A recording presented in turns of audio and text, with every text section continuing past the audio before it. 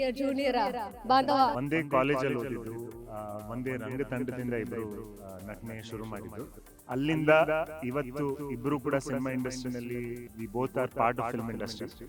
ಪರ್ಸನಾಲಿಟಿಗೆ police ಪಾತ್ರ ಕಡಕ್ಕಾಗಿ suit ಆಗುತ್ತೆ. ಜೊತೆಗೆ ಪೊಲೀಸ್ ಪಾತ್ರ ಅಂದ ತಕ್ಷಣ ನಮ್ಗೆ ನೆನಪಾಗುತ್ತೆ Sudeep sir, Darshan sir, legendary actors ನಮ್ಮ ಇಂಡಸ್ಟ್ರಿ. ನಾವೆಲ್ಲ ಇನ್ನು ಇವಾಗ ಕಾಲಿಡ್ತಾ ಇರೋ ನಟರು. ಪೊಲೀಸ್ ಅಂತ ಹೇಳಿದಾಗ ನಾವು ಪರದೆ ಮೇಲೆ ಕಾಣುವಂತ ಪೊಲೀಸ್ಗಳನ್ನ ನಾವು ಸುಮಾರು ಸಿನಿಮಾಗಳಲ್ಲಿ ನೋಡಿದ್ದೀವಿ. ನಮ್ಮ ನಿಜ ಜೀವನದಲ್ಲಿ ಇರುವಂತ ಸಾಕಷ್ಟು ಆಫೀಸರ್ಸ್ ಗಳನ್ನ ನೋಡಿ ಅಂದ್ರೆ ಅವರೇ ಇನ್ಸ್ಪೈರ್ ಮಾಡಿರೋದು ರುದ್ರನ ಕ್ಯಾರೆಕ್ಟರ್.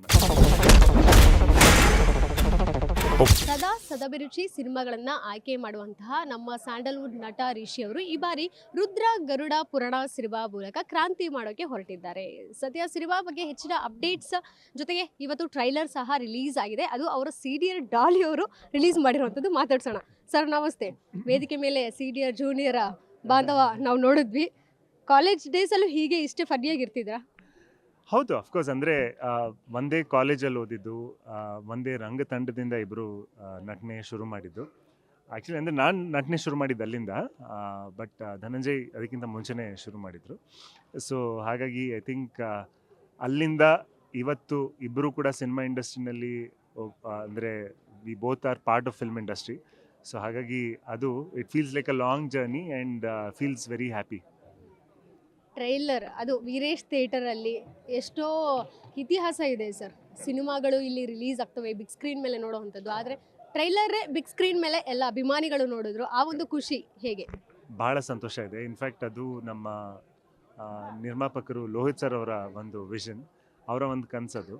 ಇನ್ಫ್ಯಾಕ್ಟ್ ಅವರು ನನಗೆ ಭಾಳ ಖುಷಿಯಾಗೋ ವಿಷಯ ಏನು ಅಂತ ಹೇಳಿದ್ರೆ, ಪ್ರತಿಯೊಂದು ಹೆಜ್ಜೆಯಲ್ಲೂ ಕೂಡ ಅವರು ಇಲ್ಲ ಸರ್, ಇನ್ನೂ ಏನಾದ್ರು ದೊಡ್ಡದಾಗಿ ಮಾಡೋಣ, ಇನ್ನೂ ಏನಾದ್ರು ಚೆನ್ನಾಗಿ ಮಾಡೋಣ, ಯಾಕೆ ಕಾಂಪ್ರಮೈಸ್ ಆಗಬೇಕು, ಕನ್ನಡ ಸಿನಿಮಾಗಳನ್ನು ಕೂಡ ನಾವು ಐ ಥಿಂಕ್ ಒಳ್ಳೆ ಗುಣಮಟ್ಟದಲ್ಲಿ ಮಾಡಬಹುದು ಅನ್ನೋದಿದ್ದಾಗ ನಾವು ಯಾಕೆ ಹಿಂಜರಿಬೇಕು ಅನ್ನೋ ಒಂದು ದೃಷ್ಟಿಕೋನದಿಂದನೇ ಮಾಡಿದ್ರು. ಸೊ ಆ ಥರ ನಿರ್ಮಾಪಕರಿದ್ದಾಗ ನಮಗೆ ಎಕ್ಸೈಟ್ಮೆಂಟ್ ಜಾಸ್ತಿ. ಯಾಕಂದರೆ ಅವರು ನಾವು ಸಿನಿಮಾದ ಮುಹೂರ್ತ ಮಾಡಿದಾಗ ಒಂದು ದೇವಸ್ಥಾನದಲ್ಲಿ ನಾವು ಮುಹೂರ್ತ ಶುರು ಮಾಡಿದ್ದು. ಆವಾಗ ಅವರು ಒಬ್ಬ ವಿದ್ಯಾರ್ಥಿಯಾಗಿ ಬಂದರು. ಸಿನಿಮಾ ಬಗ್ಗೆ ಕಲಿಬೇಕು, ನಾನು ತಿಳ್ಕೊಳ್ಬೇಕು, ಕೇವಲ ಬಂಡವಾಳ ಹಾಕಿ ಬಿಸ್ನೆಸ್ ಆಗಿ ನೋಡೋದಲ್ಲ, ಕೆಲಸಗಳನ್ನೆಲ್ಲ ನಾನು ಹಂತವಾಗಿ ಕಲಿಬೇಕು ಅನ್ನೋ ಒಂದು ಆ ಒಂದು ದೃಷ್ಟಿಕೋನದಿಂದ ಬಂದಿದ್ದರು. ಇವತ್ತು ಅವರೇ ಪ್ಲ್ಯಾನ್ ಮಾಡಿ ಈ ಈವೆಂಟ್ನೆಲ್ಲ ನೀವೇನು ನೋಡ್ತಾ ಇದ್ದೀರಾ, ಇದು ಕಂಪ್ಲೀಟ್ಲಿ ಲೋಹಿತ್ ಸರ್ ಅವರೇ ಪ್ಲ್ಯಾನ್ ಮಾಡಿರೋಂಥದ್ದು. ಸೊ ಹಾಗಾಗಿ ನನಗೆ ಕನ್ನಡ ಇಂಡಸ್ಟ್ರಿಗೆ ಒಬ್ಬ ಅದ್ಭುತವಾದಂಥ ನಿರ್ಮಾಪಕರು ಎಂಟ್ರಿ ಕೊಟ್ಟಿದ್ದಾರೆ ಅನ್ನೋದಕ್ಕೆ ನನಗೆ ಬಹಳ ಹೆಮ್ಮೆ ಇದೆ. ಆ್ಯಂಡ್ ಅವರ ಮೊದಲನೇ ಸಿನಿಮಾದಲ್ಲಿ ನಾನು ನಟನೆ ಮಾಡಿರೋದಕ್ಕೆ I feel very happy and blessed. ನಿಮ್ಮ ಹೈಟ್ ಪರ್ಸನಾಲಿಟಿಗೆ ಪೊಲೀಸ್ ಪಾತ್ರ ಕಡಕ್ಕಾಗಿ ಸೂಟ್ ಆಗುತ್ತೆ. ಜೊತೆಗೆ ಪೊಲೀಸ್ ಪಾತ್ರ ಅಂದ ತಕ್ಷಣ ನಮಗೆ ನೆನಪಾಗುತ್ತೆ ಸುದೀಪ್ ಸರ್, ದರ್ಶನ್ ಸರ್, ಹೀಗೆ ಈ ಪಾತ್ರಗಳು ನಾವು ನೆನಪಾಗ್ತಾ ಹೋಗುತ್ತೆ. ಸೊ ನೀವು ಯಾರ ಒಂದು ರೆಫರೆನ್ಸ್ ಇರ್ಬೋದು ಅಥವಾ ಪೊಲೀಸ್ ಪಾತ್ರ ಅಂತ ಬಂದಾಗ ನೀವು ಏನೇನು ಅಬ್ಸರ್ವೇಷನ್ಗಳನ್ನು ಮಾಡಿದ್ರಿ? ಅಫ್ಕೋರ್ಸ್, ಅಂದರೆ ನೀವು ಹೇಳ್ತಾ ಇರೋದೆಲ್ಲ ಮೋಸ್ಟ್ ಲೆಜೆಂಡ್ರಿ ಆ್ಯಕ್ಟರ್ಸ್ ನಮ್ಮ ಇಂಡಸ್ಟ್ರಿಗೆ. ನಾವೆಲ್ಲ ಇನ್ನೂ ಇವಾಗ ಕಾಲಿಡ್ತಾ ಇರೋ ನಟರು. ಸೊ ಹಾಗಾಗಿ ಅಂದರೆ ನಮಗೆ ಅಂದರೆ ಪಾತ್ರಕ್ಕೆ ಅದರದೇ ಆದಂಥ ಅವಶ್ಯಕತೆಗಳೇನಿರುತ್ತೆ ಅದನ್ನು ಅರ್ಥ ಮಾಡ್ಕೊಳ್ಳೋದಷ್ಟೇ ನನ್ನ ಒಂದು ಉದ್ದೇಶ ಆಗಿರುತ್ತೆ. ಈಗ ನಮಗೆ ಪೊಲೀಸ್ ಅಂತ ಹೇಳಿದಾಗ ನಾವು ಪರದೆ ಮೇಲೆ ಕಾಣುವಂಥ ಪೊಲೀಸ್ಗಳನ್ನ ನಾವು ಸುಮಾರು ಸಿನಿಮಾಗಳಲ್ಲಿ ನೋಡಿದ್ದೀವಿ. ಸೊ ಪರದೆ ಮೇಲೆ ಒಂದು ಪೊಲೀಸ್ ಕ್ಯಾರೆಕ್ಟರ್ ಅಂತ ಬಂದಾಗ ಹೇಗಿರುತ್ತೆ ಅವ್ರ ಬಿಹೇವಿಯರ್ ಅನ್ನೋದು ಒಂದು ಅಸಂಪ್ಷನ್ ಬಿಲ್ಡ್ ಆಗುತ್ತೆ. ಬಟ್ ನಾನು ರಿಯಲ್ ಆಗಿ ಕೆಲವೊಂದಿಷ್ಟು ಪೊಲೀಸ್ ಆಫೀಸರ್ಸ್ನ ನೋಡಿದಾಗ ತುಂಬ ನೈಜವಾಗಿರ್ತಾರೆ. ಅಂದರೆ ಒಂದು ಎಲಿಮೆಂಟ್ ಇರುತ್ತೆ, ಅಂದರೆ it just feels like another person, but ಅವ್ರ ಕೆಲಸನ ಮಾಡ್ತಾ ಇದ್ದಾರೆ. ಸೊ ಹಾಗಾಗಿ ಅವರು ಒಂದು ಸ್ವಲ್ಪ ಜೋರಾಗಿ ಮಾತಾಡಿದ್ರೆ ಯುನೋ ಮೇ ಬಿ ಆ ಕೆಲಸದ ರಿಕ್ವೈರ್ಮೆಂಟಿಗೆ ಮಾತ್ರ ಹಂಗೆ ಮಾತಾಡಿರ್ತಾರೆ. ಅದಾದಮೇಲೆ ಬಿಟ್ಟು ಒಂದು 5 ನಿಮಿಷ ಮೇಲೆ ಮಾತಾಡಿದ್ರೆ ನೀವು ಅವ್ರ ಜೊತೆಗೆ ತುಂಬ ಸಾಫ್ಟಾಗಿರ್ತಾರೆ, ತುಂಬ ಪೊಲೈಟಾಗಿರ್ತಾರೆ.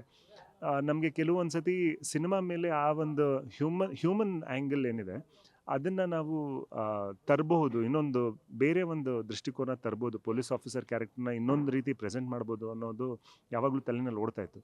ಕವಲುದಾರಿನಲ್ಲಿ ಒಂದು ಶೇಡಲ್ಲಿ ನಾವು ತೋರಿಸಿದ್ವಿ. ಇದು ಇನ್ನೊಂದು ಅಪ್ರೋಚ್ ಆ್ಯಕ್ಚುಲಿ, ಅಂದರೆ ಬೇರೆ ಕ್ಯಾರೆಕ್ಟರ್ ಇದು. ಸೊ ಹಾಗಾಗಿ ಐ ಥಿಂಕ್ ನಮ್ಮ ನಿಜ ಜೀವನದಲ್ಲಿರುವಂಥ ಸಾಕಷ್ಟು ಆಫೀಸರ್ಸ್ಗಳನ್ನ ನೋಡಿ ಅಂದರೆ ಅವರೇ ಇನ್ಸ್ಪೈರ್ ಮಾಡಿರೋದು ರುದ್ರನ ಕ್ಯಾರೆಕ್ಟರ್ನ. ಬ್ಲ್ಯಾಕ್ ಮ್ಯಾಜಿಕ್ ಎಷ್ಟು ನಂಬ್ತೀರಾ ನೀವು? ಟ್ರೈಲರಲ್ಲೂ ಆ ಒಂದು ತುಣುಕು ಒಂದು ಕಾಣಿಸ್ತು ನಮಗೆ. ಕರೆಕ್ಟ್. ಇಲ್ಲ, ಆ್ಯಕ್ಚುಲಿ ಸಿನಿಮಾದ ಕತೆ ಬಂದೇ ಈಗ 25 ವರ್ಷದ ಮುಂಚೆ ಆಕ್ಸಿಡೆಂಟ್ ಆಗಿರುವಂಥ ಒಂದು ಬಸ್ಸು ಮತ್ತೆ ವಾಪಸ್ ಬಂದಿದೆ, ಅದರಿಂದಾಗಿ ಸಾಕಷ್ಟು ಘಟನೆಗಳು ನಡೀತಾ ಇದೆ ಅನ್ನೋದ್ರಿಂದನೇ ಸಿನಿಮಾದ ಕತೆ ಶುರು ಆಗುತ್ತೆ. ಸೊ ಅದನ್ನು ಕೇಳಿದಾಗ್ಲೇ ಇದು ಹೆಂಗೆ ಸಾಧ್ಯ ಇದು ಅನ್ನೋದು ನನಗೆ ನರೇಶನಲ್ಲಿ ಮೊದಲನೇ ಬಾರಿ ನಂದೀಶ್ ಸರ್ ನನಗೆ ಕತೆ ಹೇಳಿದಾಗ್ಲೇ ತಲೆಗೆ ಸ್ವಲ್ಪ ಹುಳ ಬಂತು. ಅಂದರೆ ಇದು ಹೆಂಗೆ ಸಾಧ್ಯ ಅಂತ. ಸೊ ನನಗೆ ಹಂಗೆ ಅನಿಸ್ತು ಅಂತ ಹೇಳಿದ್ಮೇಲೆ ಪ್ರೇಕ್ಷಕರಿಗೂ ಕೂಡ ಮುಂದೇನಾಗುತ್ತೆ ಅನ್ನೋ ಒಂದು ಕುತೂಹಲ ಹುಟ್ಟುತ್ತೆ ಅನ್ನೋದು ಅನಿಸಿತ್ತು ನನಗೆ ಆವಾಗಲೇ. ಸೊ ಇದು ಈ ಥರದ ಕತೆ ಕೇಳಿದಾಗ ನೀವು ಬ್ಲ್ಯಾಕ್ ಮ್ಯಾಜಿಕ್ ಆಗಿರ್ಬೋದಾ, ಅಥವಾ ಯಾರಾದರೂ ಏನಾದರೂ ಆಟಾಡ್ತಾ ಇದ್ದಾರಾ, ಮತ್ತೊಂದು ಮಾಡ್ತಾ ಇದ್ದಾರಾ, ಸಾಕಷ್ಟು ಆ್ಯಂಗಲ್ಸ್ಗಳು ಹೋಗುತ್ತೆ. ಆ್ಯಂಡ್ ಎಸ್ಪೆಷಲಿ ಈಗ ನಿಮಗೆ ಕಣ್ಣಿಗೆ ಕಾಣುವಂಥ ಶಕ್ತಿಗಳ ವಿರುದ್ಧ ನೀವು ಹೋರಾಡ್ಬೋದು. ಬಟ್ ನೀವು ಕಣ್ಣಿಗೆ ಕಾಣಿಸ್ದೇ ಇರೋವಂಥ ಶಕ್ತಿಗಳ ವಿರುದ್ಧ ನೀವು ಒಂದು ಕೇಸ್ನ ಇನ್ವೆಸ್ಟಿಗೇಟ್ ಮಾಡಬೇಕು ಅಥವಾ ಹೋರಾಡಬೇಕು ಅಂತ ಹೇಳಿದ್ರೆ ಇಟ್ ಮೇಕ್ಸ್ ಇಟ್ ಈವನ್, ಅಂದರೆ ಕಥೆಯಾಗಿ ಕೇಳಿದ್ರೆ ತುಂಬ ಒಂಥರ ಎಂಗೇಜಿಂಗ್ ಆಗಿರುತ್ತಲ್ಲ. ಸೊ ಹಾಗಾಗಿನೇ ಈ ಕತೆ ಸಿನಿಮಾ ಮೇಲೆ ಅಥವಾ ಪರ್ದೆ ಮೇಲೆ ನೋಡೋವಂಥ ಒಂದು ಕತೆ ಇದು ಅಂತ ಹೇಳಿ ಸಿನಿಮಾ ಮಾಡಿದ್ವಿ. You will have a lot of fun.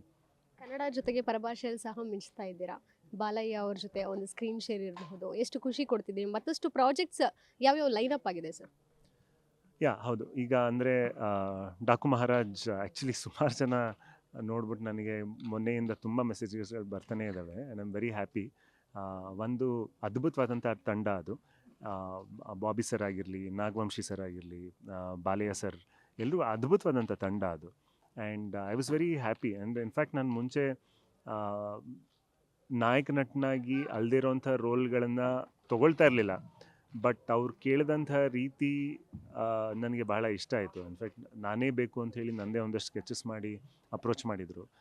So ಆವಾಗ ನನಗೆ ಪರವಾಗಿಲ್ಲ, ನೋಡೋಣ, ತಂಡ ಬಹಳ ಚೆನ್ನಾಗಿದೆ ಅಂತ ಹೇಳಿ ಮಾಡಿದ್ದು. ಆ್ಯಂಡ್ ಅದಕ್ಕೆ ಏನು what ever it deserved, I think ಅದಕ್ಕಿಂತ ಬಹಳ ದೊಡ್ಡ ಮಟ್ಟಕ್ಕೆ ಜನರು ಅದನ್ನು ಯಶಸ್ವಿಗೊಳಿಸಿದ್ದಾರೆ. ಆ್ಯಂಡ್ ನನ್ನ ಒಂದು ಪಾತ್ರನೂ ಕೂಡ ತುಂಬ ಜನ ಮೆಚ್ಚಿ ಮೆಚ್ಚಿ ಬರೀತಾ ಇದ್ದಾರೆ. ನನಗೆ I feel very happy.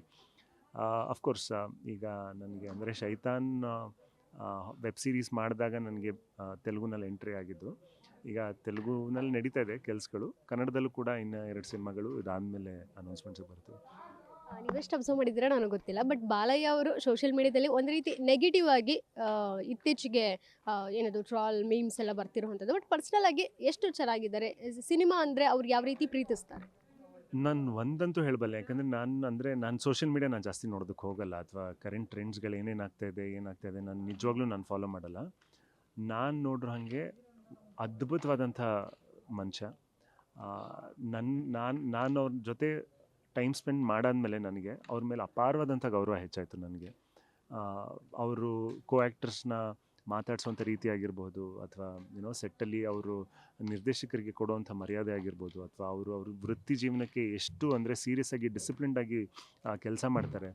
And ಸಾಮಾಜಿಕ ಕಳಕಳಿ ಇದೆ ಪ್ರತಿ ಹಂತದಲ್ಲೂ ಕೂಡ. ಅವರು ಇನ್ನೇನಾದರೂ ಒಂದು ಕೆಲಸಗಳನ್ನು, ಅಂದರೆ ಜನರಿಗೆ ಹೆಲ್ಪ್ ಆಗುವಂಥ ಕೆಲಸಗಳನ್ನ ಏನು ಮಾಡ್ಬೋದು ಅನ್ನೋದ್ರ ಬಗ್ಗೆನೇ ಅವರ ಭೇಟಿಯಾದಾಗಲೆಲ್ಲ ಅಥವಾ ನಾವು ಮಾತಾಡಿದಾಗಲೆಲ್ಲ ಅದ್ರ ಬಗ್ಗೆನೇ ನಾವು ಮಾತಾಡಿದ್ದೀವಿ ಹೊರತು ನನಗೆ ಬೇರೆದು ಇನ್ನೇನೂ ಇಲ್ಲ. ನನಗೆ ಐ ರಿಯಲಿ ಲವ್ ಹಿಮ್.